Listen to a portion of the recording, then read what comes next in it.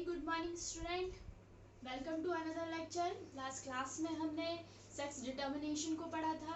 अब हम अपने नए टॉपिक के साथ आगे बढ़ते हैं। वो नया टॉपिक है हमारा क्रोमोसोमल थ्योरी ऑफ इनहेरिटेंस। देखिए भाई, आपने इससे पहले जो थ्योरी पढ़ी थी हमने वो sex determination of theory of sex determination थी, ठीक। लेकिन आपको इसमें बिल्कुल कंफ्यूज नहीं होना है, बहुत ध्यान से इस थ्योरी को पढ़िएगा, ठीक। क्या है क्रोमोसोमल थ्योरी ऑफ इनहेरिटेंस? भाई, इन थ्योरी ऑफ इनहेरिटेंस ऐसा कुछ आपने पहले भी सुना होगा। मेंडल ने भी अपने जो 3 लॉज दिए थे या जो भी उसने अपने नियम दिए थे वो यही था। क्या था? लॉज ऑफ इनहेरिटेंस, यही कहा था मेंडल ने। तो यहाँ पे क्या हुआ, जिन 2 साइंटिस्ट ने इस थ्योरी को रिप्रेजेंट किया उन्होंने क्या किया, इस क्रोमोसोम्स के सेग्रीगेशन को कंबाइंड कर दिया, मतलब जोड़ दिया मेंडल की थ्योरी ऑफ इनहेरिटेंस के साथ। क्लियर? मतलब 2 साइंटिस्ट थे जिनका नाम था सटन एंड बोबरी, ठीक। तो इसकी डिटेल हम इसके साथ ही लिखेंगे। तो ये है, हम स्टडी करने जा रहे हैं अपनी क्रोमोसोमल थ्योरी ऑफ इनहेरिटेंस। ये जो थ्योरी थी वो आई थी 1902 में, ठीक है। 1902 में इसको एक्सप्लेन किया गया और एक्सप्लेन करने वाले जो 2 साइंटिस्ट थे उनका नाम था सटन एंड बोबरी, ठीक है। सटन एंड बोबरी ने 1902 में क्रोमोसोम के सेपरेशन को या सेग्रीगेशन को कंबाइंड कर दिया मेंडल की थ्योरी ऑफ इनहेरिटेंस या लॉज ऑफ इनहेरिटेंस के साथ। कैसे कंपेयर किया या कैसे कंबाइंड किया? कंबाइंड करने के बाद उन्होंने इस थ्योरी का नाम दे दिया क्रोमोसोमल थ्योरी ऑफ इनहेरिटेंस। देखिए, अब मेंडल की थोड़ी सी बात करते हैं। मेंडल ने क्या क्या बताया था? मेंडल ने बताया कि जीन्स एग्जैक्टली फैक्टर जो है वो हमेशा पेयर में पाए जाते हैं, पेयर में प्रेजेंट होते हैं। वही है जो कैरेक्टर्स को एक जनरेशन से दूसरी जनरेशन में लेकर जाते हैं। उन्होंने बताया कि भाई एक जनरेशन से दूसरी जनरेशन में ये हमेशा और हमेशा पेयर में ट्रांसफर होते हैं, अलग अलग ट्रांसफर नहीं होते हैं, ठीक। तो कुछ ऐसे थॉट ही सटन एंड बोबरी ने क्रोमोसोम्स के साथ भी हमें बताए।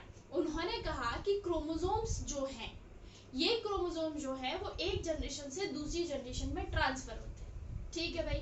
इन्होंने भी ये बताया कि ये जो क्रोमोसोम्स होते हैं वो हमेशा पेयर में ट्रांसफर होंगे, अकेला क्रोमोसोम कभी आगे नहीं बढ़ेगा, ठीक है। तो ऑलमोस्ट दोनों थ्योरीज जो है वो हमें एक जैसी लग रही थी।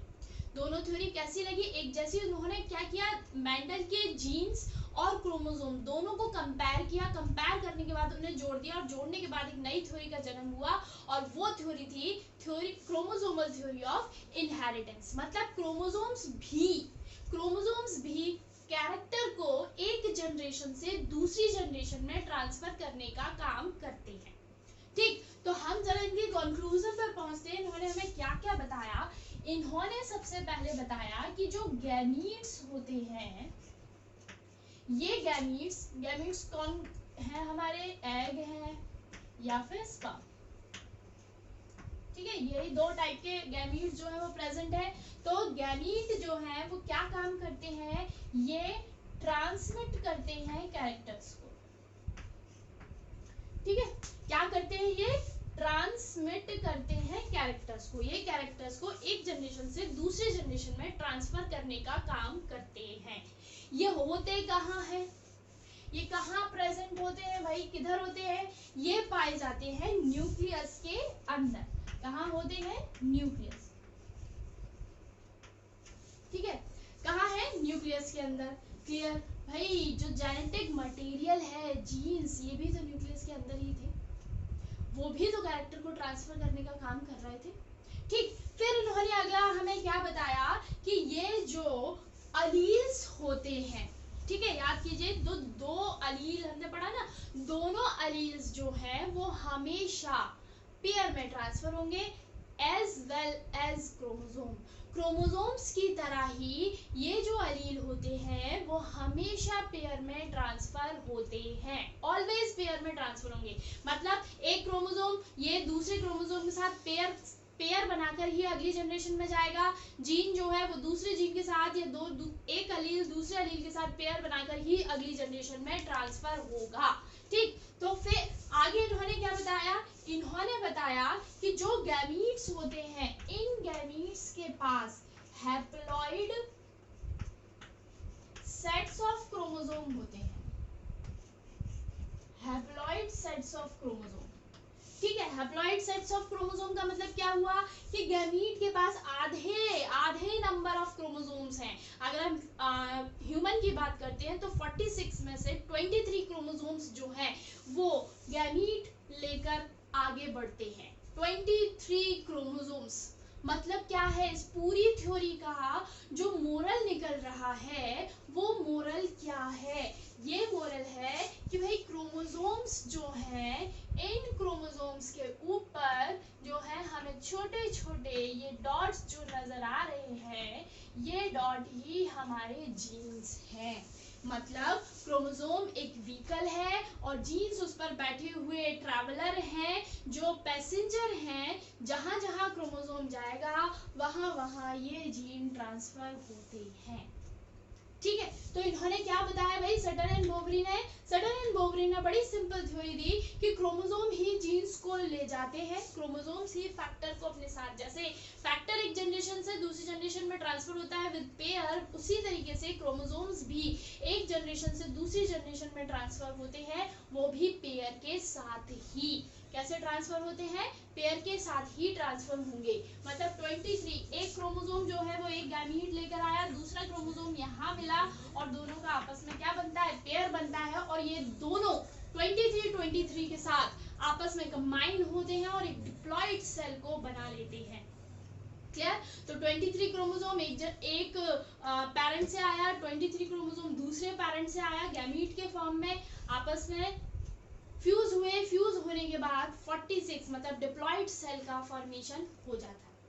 ठीक है भाई, तो सटन एंड बोवरी ने बड़ी अच्छी थ्योरी दी जिसका नाम था क्रोमोसोमल थ्योरी ऑफ इनहेरिटेंस। मतलब क्रोमोसोम्स जो है वो इनहेरिटेंस में पार्टिसिपेट करते हैं, जो कि क्या काम करते हैं, जीन्स को, ये जीन्स जो हमने पढ़े कि ये सबसे बेसिक यूनिट है हमारी जेनेटिक मटेरियल की, तो ये बेसिक यूनिट्स किसके ऊपर होती हैं, क्रोमोसोम्स के ऊपर होती हैं एज अ पैसेंजर, और क्रोमोसोम एक व्हीकल होता है, तो क्रोमोसोम जहां जहां जाएगा जीन्स को अपने साथ लेकर जरूर जाएगा। ठीक, तो ये थी theory chromosomal theory of inheritance. देखिए आप लोगों ने जब हमने सेल साइकिल की स्टडी की थी उसमें हमने बहुत सारे फेजेस के बारे में बात की, फिर हमने सेल डिवीजन की बात की थी, उसमें भी हमने बहुत सारे फेजेस की बात की थी। तो उसमें क्या हो रहा था भाई, सेल डिवीजन याद कीजिए, सेल डिवीजन में स्टार्टिंग में क्रोमेटिन मटेरियल होता है, ये क्रोमेटिन मटेरियल जैसे ही सेल डिवीजन होने को तैयार हो जाती है तुरंत क्रोमोसोम की शेप में कन्वर्ट हो जाती है, एक्स शेप जो है वो हमें नजर आना शुरू हो जाती है। ठीक है, फिर उसके बाद क्या होता है, उसके बाद क्या हुआ, अगली फेज में हमें क्या मिलता है, अगली फेज में हमें जो न्यूक्लियर मेम्ब्रेन होती है वो खत्म हो जाती है, न्यूक्लियोलस जो है वो धीरे धीरे डिसअपियर हो जाता है, क्रोमोसोम्स जो है वो बीच में सारे के सारे क्रोमोसोम एक बिल्कुल सेंटर प्लेट बनाकर मेटाफेज में बिल्कुल सेंटर प्लेट बनाते हैं। प्लेट बनाने के बाद क्या होता है भाई, फाइबर्स बनते हैं, ये फाइबर्स अट्रैक्शन फोर्स लगाते हैं, आधे आधे क्रोमोसोम दोनों तरफ ट्रांसफर हो जाते हैं। तो देखिए वहां क्या हो रहा है, हमारे पास ये क्रोमोसोम था, ठीक है, आधा जो क्रोमोसोम था वो एक पोल की तरफ चला गया, आधा जो क्रोमोसोम था वो दूसरे पोल की तरफ चला गया। मतलब जो क्रोमोसोम एक क्रोमोसोम था वो क्या हो गया, बीच में से दो अलग अलग इक्वल पार्ट में डिवाइड हो गया, और इन्हीं के ऊपर प्रेजेंट है जीन्स। अब ये जो जीन है वो एक जनरेशन में मतलब एक ऑफस्प्रिंग में ट्रांसफर होगा, और ये जो क्रोमोसोम है वो दूसरे ऑफस्प्रिंग में ट्रांसफर होगा। मियोसिस याद कीजिए, मियोसिस में क्या हो रहा था, 4 डॉटर सेल बन रही थी, क्रोमोसोमल नंबर कितना हो रहा था 46 का बिल्कुल आधा 23 हो जा रहा था, वो इसी के कारण तो हो रहा था। 23 क्रोमोसोम हमें मिल रहे थे, गैमीट्स का फॉर्मेशन होता है, मेयोसिस, सेल डिवीजन की बात कर रही हूँ, और ये ही क्रोमोसोम जो है वो अगली जनरेशन में पहुंचता है, दूसरा गैमीट उसे मिलता है और 46 एक डिप्लॉयड सेल बनकर तैयार हो जाती है। क्लियर? तो सटन एंड बोबरी ने बड़ी अच्छी बात बताई, उन्होंने बताई कि ये जीन्स जो है वो कोई स्पेशल अलग से ट्रांसफर नहीं होते हैं, ये क्रोमोसोम्स के साथ ही ट्रांसफर होते हैं। क्रोमोसोम जो है वही है जो जीन्स को अगली जनरेशन में दूसरी मतलब आगे आने वाली जनरेशंस में ट्रांसफर करता है। ठीक, तो ये थी हमारी theory, chromosomal theory of inheritance.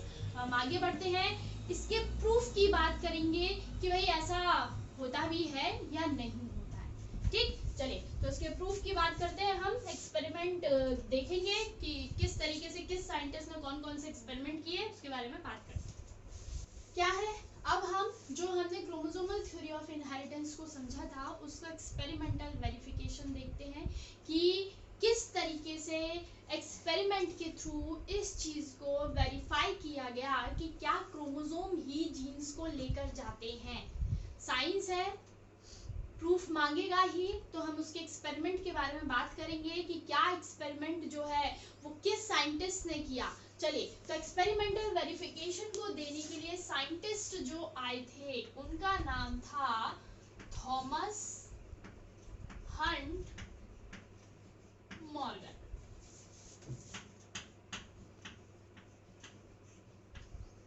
ठीक है, थॉमस हंट मॉर्गन, कई बार बुक्स में आपको केवल मॉर्गन मिलेगा, कई बार टीएच मॉर्गन भी मिल जाता है, कई बार थॉमस मॉर्गन या हंट मॉर्गन करके भी पूछ लिया जाता है। ठीक है, तो पूरा नाम इनका क्या है, थॉमस हंट मॉर्गन। इन्होंने अपने कलीग्स के साथ, अपने स्टूडेंट्स या कलीग्स के साथ मिलकर इस क्रोमोसोमल थ्योरी ऑफ इनहेरिटेंस के एक्सपेरिमेंटल वेरिफिकेशन को दिया था। इन्होंने जो एक्सपेरिमेंट करने के लिए इन्होंने भी इंसेक्ट का ही इस्तेमाल किया था, और वो इंसेक्ट थी ड्रोसोफिला मेलानोगास्टर।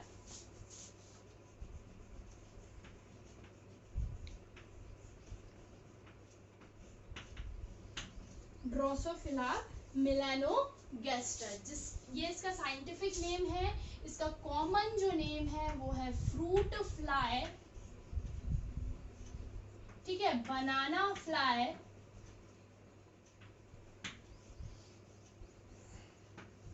और जैकपॉट ऑफ जेनेटिक्स।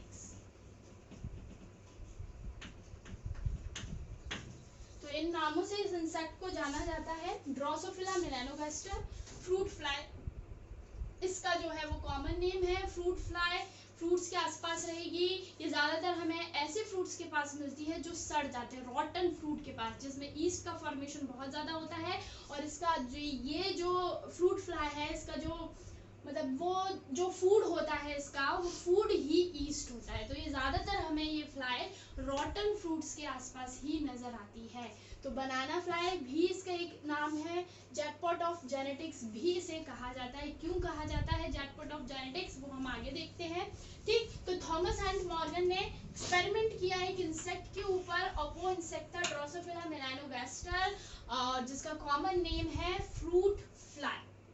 ठीक, अब हम बात करते हैं कि मॉर्गन ने ड्रोसोफिला मेलानोगास्टर को ही क्यों चूज किया अपने एक्सपेरिमेंटल वर्क के लिए। ठीक है, ड्रोसोफिला मेलानोगास्टर को ही क्यों चूज किया गया। पहला रीजन इसका था कि ड्रोसोफिला मेलानोगास्टर का जो लाइफ साइकिल होता है वो केवल और केवल 2 वीक्स का होता है। कितने का होता है, 2 वीक्स का, मतलब 2 हफ्ते में ये जो फ्लाई है वो ग्रो भी करेगी, रिप्रोडक्शन भी करेगी, मतलब 2 हफ्ते के अंदर अंदर वो अपना पूरा का पूरा लाइफ साइकिल कंप्लीट कर देती है, और उसकी डेथ भी हो जाती है। जन्म भी ले लेगी, ग्रो भी कर लेगी, रिप्रोडक्शन भी कर लेगी, अपने नए ऑफस्प्रिंग्स को जन्म भी दे देती है, और उसकी डेथ भी हो जाती है। मतलब हम 2 हफ्ते या 1 महीने के अंदर अंदर हम कई बार जो है रिप्रोडक्शन करवा सकते हैं और इन फ्लाइज की हेरिडिटी कैरेक्टर्स को हम बहुत ही आसानी से देख सकते हैं। ठीक है, बहुत देखिए मेंडल का भी कहीं ना कहीं पी प्लांट को चूज करने का रीजन यही था कि ये जो क्रॉप है, जो पी प्लांट है, वो एनुअली हर साल में फसल जो है वो ग्रो की जाती है। मतलब पी प्लांट जो है हर साल आने वाला है, 1 साल बाद, इसीलिए तो उन्हें 7 इयर्स लगे थे। लेकिन यहाँ ड्रोसोफिला अपनी लाइफ साइकिल को मात्र 2 हफ्तों में कंप्लीट कर लेती है। पहला रीजन। दूसरा रीजन ये था कि ये जब मेटिंग करती हैं, ठीक है, जब ये मेटिंग करती हैं तो ये large number of offsprings produce करती है। लार्ज नंबर ऑफ ऑफस्प्रिंग्स, एक बहुत बड़े नंबर में ऑफस्प्रिंग्स जो है वो प्रोड्यूस होते हैं या बनते हैं। ठीक है, मेटिंग हुई 2 हफ्तों में, फायदा हमारे लिए। और उन 2 हफ्तों में जैसी मेटिंग हुई है, मेटिंग में हजारों की क्वांटिटी में ऑफस्प्रिंग्स जो हैं वो जन्म ले लेते हैं, जिससे हमारा एक्सपेरिमेंट कर पाना आसान हो पाता है। ठीक, इसके बाद तीसरा जो रीजन था, इसमें हम आसानी से मेल और फीमेल फ्लाई को पहचान सकते हैं।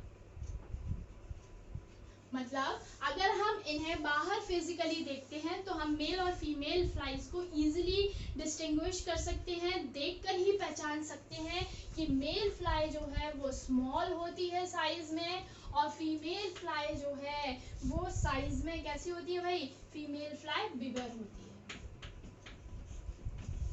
ठीक है, मेल फ्लाई कैसी हो गई, छोटी होगी, और फीमेल फ्लाई साइज में आपको बड़ी दिखाई देगी। एनसीईआरटी खोलिए, उसमें आपको बहुत ही क्लियरली दोनों पिक्चर्स दी हुई हैं। मेल फ्लाई साइज में छोटी होगी, फीमेल फ्लाई जो है वो साइज में बड़ी होती है। क्लियर? तो ये 3 रीजन हुए। चौथा रीजन हमारे सामने ये आता है कि इन्हें बहुत ही एक सिंपल से मीडियम, सिंपल आर्टिफिशियल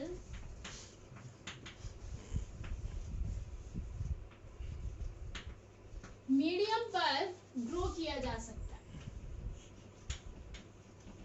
ठीक है, एक बहुत ही सिंपल आर्टिफिशियल, हम लेबोरेटरी में चाहें फ्रूट फ्लाई को ग्रो करना, तो हम क्या कर सकते हैं भाई, एक सिंपल से आर्टिफिशियल मीडियम के ऊपर हम इन फ्लाइज को आर्टिफिशियल तरीके से भी ग्रो किया जा सकता है। तो ये भी फायदेमंद है कि अगर मीटिंग नहीं हो पाई है तो हम आर्टिफिशियल तरीका इस्तेमाल करेंगे, जो है मीडियम का इस्तेमाल करके हम इन फ्लाइज को ग्रो कर सकते हैं।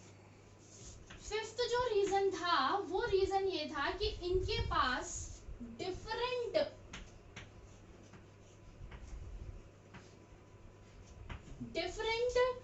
हेरिडिटी वेरिएशन है।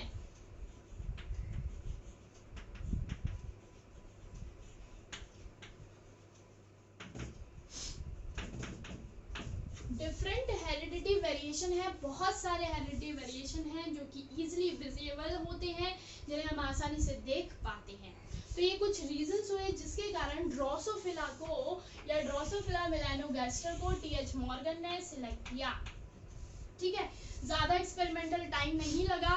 ठीक, ये थॉमस हंट मॉर्गन जिस रूम में वर्क किया करते थे उस रूम को ही फ्लाई रूम कहा जाता था, और थॉमस हंट मॉर्गन को फ्लाई मैन भी, हालांकि इनके पास विंग्स नहीं थे बट स्टिल इनको फ्लाई मैन कहा जाता था, केवल इसलिए क्योंकि ये बहुत सारी फ्रूट फ्लाई के साथ ही रहा करते थे।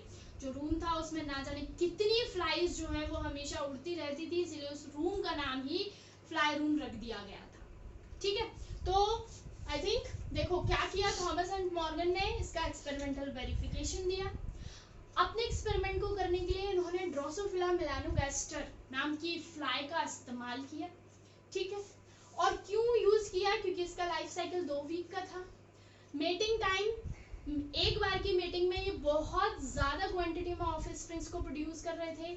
मेल एंड फीमेल को बहुत ही आसानी से मतलब बाहर से ही देखने पर हम आसानी से पहचान सकते थे। मेल का साइज छोटा हुआ करता है, फीमेल का साइज बड़ा हुआ करता है।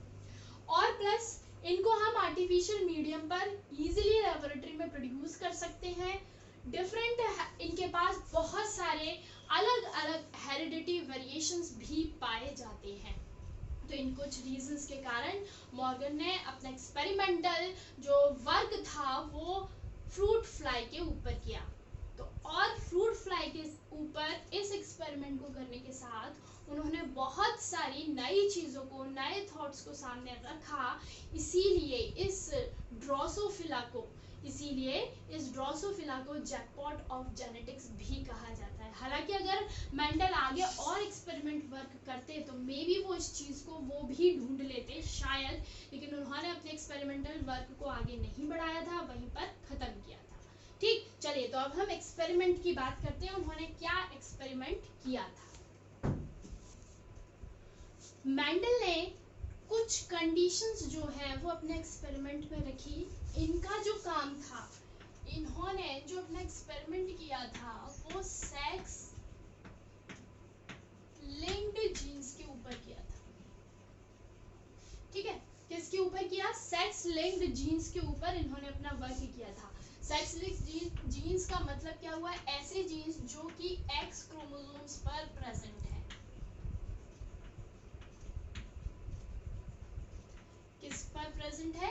एक्स क्रोमोसोम्स पर जो जीन्स प्रेजेंट हैं उनके बारे में स्टडी मॉर्गन ने की थी। नॉर्मल ऑटोसोम्स के बारे में जो मॉर्गन है, ऑटोसोम्स के बारे में उसने बात नहीं की थी। उसने सेक्स क्रोमोसोम्स के बारे में बात की और ज़्यादातर उनकी बात की जो कि एक्स क्रोमोसोम्स पर जीन्स प्रेजेंट थे, उनकी इसने स्टडी की थी। जैसे कि मेंडल ने भी अपने काफ़ी सारे डायहाइब्रिड क्रॉसेस को एक्सप्लेन किया था, वैसे ही मॉर्गन ने भी बहुत सारे डायहाइब्रिड क्रॉसेस को एक्सप्लेन किया। जो ड्रोसोफिला फ्लाई है, इस ड्रोसोफिला फ्लाई के पास टोटल 8 क्रोमोसोम्स होते हैं। ठीक है, कितने क्रोमोसोम्स होते हैं? 8 क्रोमोसोम्स होते हैं, जिसमें से 6 जो हैं वो ऑटोसोम्स हैं और जो 2 रह जाते हैं वो सेक्स क्रोमोसोम्स। ठीक है, वो क्या है? सेक्स क्रोमोसोम्स है। तो टोटल 8 होते हैं, जिसमें से 6 ऑटोसोम्स हो गए हमारे और 2 सेक्स क्रोमोसोम होते हैं। चलिए, तो मॉर्गन जो था, मॉर्गन ने क्या 3 डायहाइब्रिड क्रॉसेस को एक्सप्लेन किया। ठीक है, 3 डायहाइब्रिड क्रॉसेस को एक्सप्लेन किया। जो मेंडल थे उन्होंने सेक्स लिंक्ड जीन्स की बात नहीं की थी, सेक्स क्रोमोसोम्स की बात नहीं की थी। ठीक है, यहाँ पर मॉर्गन जो है वो कोशिश कर रहे हैं अपने एक्सपेरिमेंट को मेंडल के एक्सपेरिमेंट से जोड़ने की। वही तो थ्योरी थी हमारी, क्रोमोसोमल थ्योरी ऑफ इनहेरिटेंस, उसी को तो एक्सप्लेन करना है उन्हें। ठीक है, तो उन्होंने भी क्या किया? उन्होंने भी 2 कैरेक्टर्स को चुना। अब इन्होंने कौन कौन से कैरेक्टर्स को एक्सप्लेन किया उनके बारे में बात करते हैं। इन्होंने पहला कैरेक्टर जो लिया वो था बॉडी कलर। बॉडी कलर किसका? ड्रोसोफिला का। ठीक है, तो बॉडी कलर की इन्होंने बात की। इन्होंने 2 टाइप के बॉडी कलर का यूज किया। पहला जो कलर था वो था ब्राउन, दूसरा कलर था येलो। ठीक है, फिर दूसरा जो कैरेक्टर इन्होंने उठाया वो था आई कलर।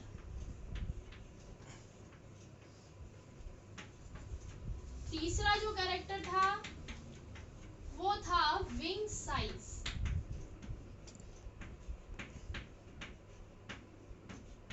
चलिए, आई कलर में इन्होंने लिया भाई, एक तो रेड था, दूसरा था व्हाइट। ठीक, विंग साइज में एक साइज था नॉर्मल और दूसरा था नॉर्मल से थोड़ा सा छोटा, जिसे कहा मिनिएचर। ठीक, क्लियर? नॉर्मली बच्चों हमने अभी तक डोमिनेंट जीन को कैपिटल लेटर से एक्सप्लेन किया था और रिसेसिव जीन को स्मॉल लेटर से एक्सप्लेन किया था, लेकिन मॉर्गन ने ऐसा नहीं किया। मॉर्गन ने यूज किए स्मॉल लेटर, लेकिन जो डोमिनेंट था उसके आगे उन्होंने प्लस का इस्तेमाल किया। बहुत सारा टिपिकल नहीं है भाई, सिंपल सी बात है। जो कैरेक्टर मॉर्गन ने डोमिनेंट बनाए भाई वही यहाँ पर मॉर्गन ने भी मेंडल के लॉ ऑफ डोमिनेंट का ही इस्तेमाल किया। जो उसे F1 जनरेशन में मिला वही उसका डोमिनेंट कैरेक्टर था, तो उसने भी यहीं से डिसाइड किया कि डोमिनेंट कैरेक्टर कौन सा होगा। तो पहले मोनो हाइब्रिड क्रॉसेस को किया, मोनो हाइब्रिड क्रॉसेस को करवा के देखा, फिर उस वहां से डिसाइड किया कि कौन सा कैरेक्टर डोमिनेंट होगा और कौन सा कैरेक्टर रिसेसिव होगा। तो ऐसे ही जो बॉडी कलर है उसमें जो ब्राउन है वो डोमिनेंट है और जो येलो कलर्ड बॉडी है वो रिसेसिव कैरेक्टर है। तो इन्होंने प्लस के साथ डोमिनेंट कैरेक्टर को एक्सप्लेन किया। रेड जो है, इस रेड के लिए इन्होंने यूज किया W, W प्लस और ये हो गया W। नॉर्मल विंग्स के लिए M प्लस और स्मॉल m। ठीक है, इस तरीके से तो ये जो कैरेक्टर है, अगर हम ये जो कैरेक्टर है वो डोमिनेंट कैरेक्टर है, ठीक, और ये जो कैरेक्टर है वो रिसेसिव कैरेक्टर। समझ आया? ठीक, तो इन तीन कैरेक्टर्स का उन्होंने डायहाइब्रिड क्रॉसेस को एक्सप्लेन किया और क्रोमोसोमल थ्योरी को एक्सपेरिमेंटली प्रूफ किया। चलिए, पहला जो क्रॉस था वो इन दोनों कैरेक्टर के बीच में था। ठीक, दूसरा जो क्रॉस था वो सेकंड और थर्ड के बीच में था, और जो तीसरा क्रॉस था वो फर्स्ट और थर्ड के बीच में था। क्लियर? पहला cross body colour and I colour के बीच में, दूसरा cross body colour and wing size के बीच में, और जो तीसरा क्रॉस था, मतलब तीसरा डायहाइब्रिड क्रॉस जो था वो बॉडी कलर और विंग साइज के बीच में करवाया था। एनसीईआरटी की बुक में केवल आपको दो ही क्रॉसेस दिए हैं, तीसरे डायहाइब्रिड क्रॉस को हमें नहीं पढ़ना है, लेकिन मैं थोड़ा बहुत जो है वो आपको जरूर बताऊंगी उसके बारे में। ठीक, तो हम दो की, और मैं आपको केवल एक ही एक्सप्लेन करने वाली हूँ, दूसरा आप बुक से खुद ही समझने की कोशिश कीजिएगा। नहीं आता है तो आई एम ऑलवेज देयर आपकी प्रॉब्लम्स को सॉल्व करने के लिए। ठीक, तो आगे क्या सीखा अभी तक हमने ये सीखा कि एक्सपेरिमेंटल वेरिफिकेशन देने के लिए टीएच हंट मॉर्गन नाम के साइंटिस्ट आए। उन्होंने तीन कैरेक्टर को सिलेक्ट किया और ये तीनों ही कैरेक्टर जो है वो एक्स क्रोमोसोम पर पाए जाते हैं। तीनों की ही जो जीन्स हैं वो कहाँ हैं? एक्स क्रोमोसोम्स के ऊपर हैं। यहाँ हम सेक्स क्रोमोसोम की बात करेंगे बच्चों, एक्स एंड वाई की। क्लियर है? हम यहाँ मेंडल वाला जो क्रॉसेस हैं उससे थोड़ा सा डिफरेंट आपको मिलेगा, लेकिन पैटर्न वही रहेगा। ठीक है, क्रोमोसोमल थ्योरी ऑफ इनहेरिटेंस, दो थ्योरीज को आपस में मिलाया जा रहा है, मॉर्गन और मेंडल की। तो नेक्स्ट लेक्चर में हम बात करेंगे अपने एक्सपेरिमेंटल वेरिफिकेशन को आगे बढ़ाएंगे, एक्सपेरिमेंट को और एक्सप्लेन करूंगी कि उन्होंने क्या एक्सपेरिमेंट किया था और किस तरीके से उन्होंने जनरेशंस को रिप्रोड्यूस किया।